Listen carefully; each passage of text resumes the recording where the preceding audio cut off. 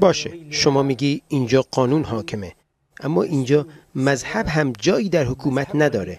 دین و سیاست کاملا از هم جدا هستند. در منطقه ما نباید هم جدا باشه. اما اینجا جداست. نه، ما چرا این دو رو جدا کنیم؟ چیزی که شما درباره حاکمیت قانون میگی و از نبودش در کردستان شکایت داری تفکر غربیه و علتش جدایی دین از سیاسته.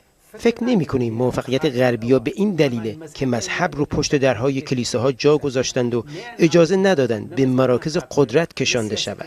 اما در کشورهایی که دین و سیاست رو یکی کردن، همچون ایران، مشکلات زیادی وجود داره. کشوری رو نام ببر که در 100 سال اخیر دین و سیاست رو یکی کرده باشه و موفق بوده باشه. نمیشه 100 سال اخیر رو ملاک گرفت. سده گذشته زیر یوغ استعمار بود. 200 سال گذشته رو هم نمیشه ملاک دونست. اما باید به ریشه ادیان برگردیم. کلیسا بر اساس مجموعه‌ای از خرافات تشکیل شده بود. بورژوازی بود، برده فروشی بود، مردم طبقه بندی شده بودند. روحانیون اسلامی این گونه نبودند. روحانیون از مردم جدا نبودند. روحانیون با مردم بودند.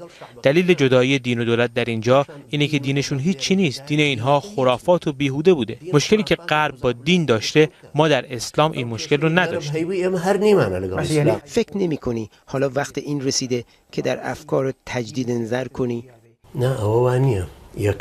نه اینجوری نیست. اولا دین و سیاست حقیقت لاینفک و جدایی ناپذیره. بیش از 500 آیه در این باره اومده. سیاست یعنی چه؟ سیاست یعنی در نظر گرفتن منافع خود. اون سیاست غربی هاست، سیاست لایک هاست. ما اون سیاست رو سیاست شرعی میخونیم.